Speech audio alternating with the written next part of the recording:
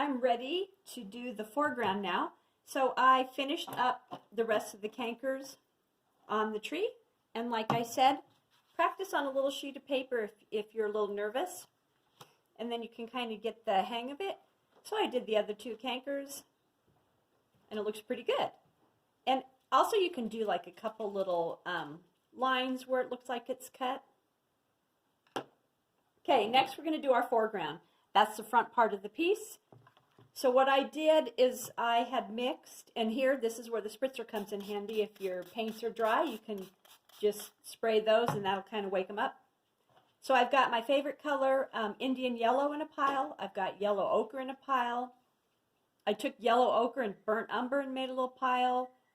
I've got sap green with cadmium, my wonderful clean cadmium yellow light. And I took some sap green by itself, and I also did some sap green and ultramarine blue.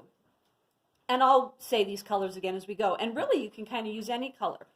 But now what we're going to learn is, in watercolor, you follow a formula. You go from light to medium to dark. It's always light to medium to dark. So we're going to start out, we're going to do our little foundation on the foreground. We're going to start out with our light color first. So I'm going to take my big brush.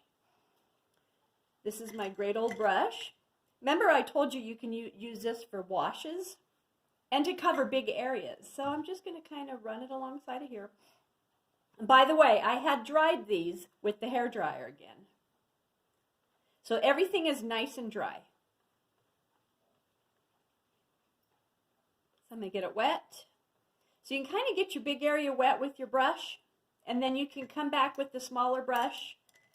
Here's my number 6. Oh, my number 4, excuse me. And I can just kind of get some of this wet.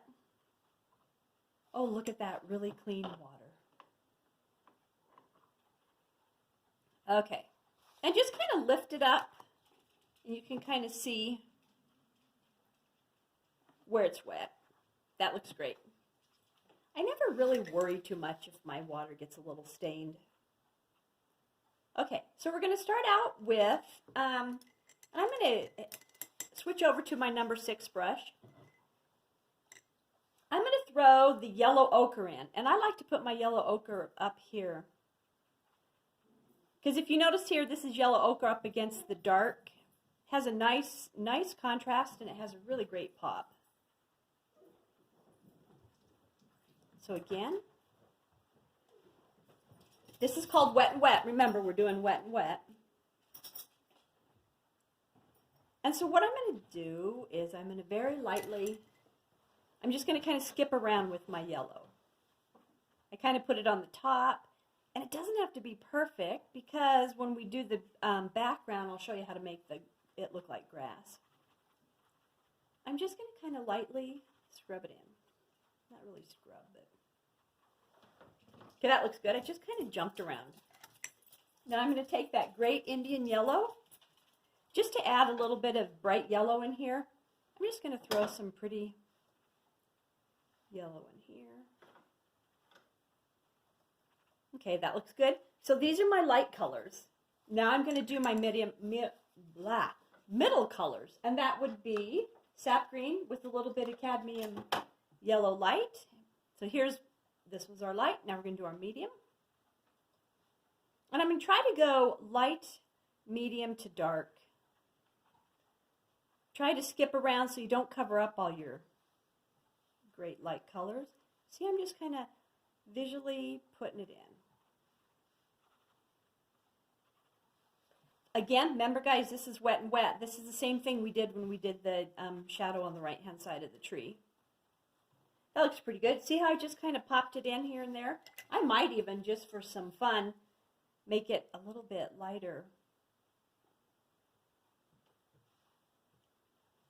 Just so that you can kind of see that. That looks pretty good. Okay, what's my next one going to be? I did light to medium. Now we're going to do dark. So I took some sap green and some ultramarine blue.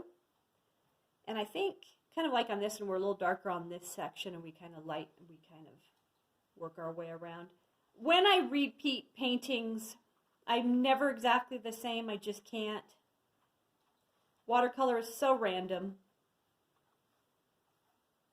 You just kind of get what you get. That looks pretty good. And it's time to stop. I could even, if I wanted to, just for the heck of it, I could even take a little cerulean blue. That's that sky blue. You got to be careful, and I can just throw that in. I don't know. That looks pretty good. I don't want to get too carried away because I'll lose some of these lights that are underneath. Oh, remember I mixed a little bit of brown with yellow ochre. I can just brown and yellow ochre just maybe in some spots. I kind of want a little darker over here, which I like.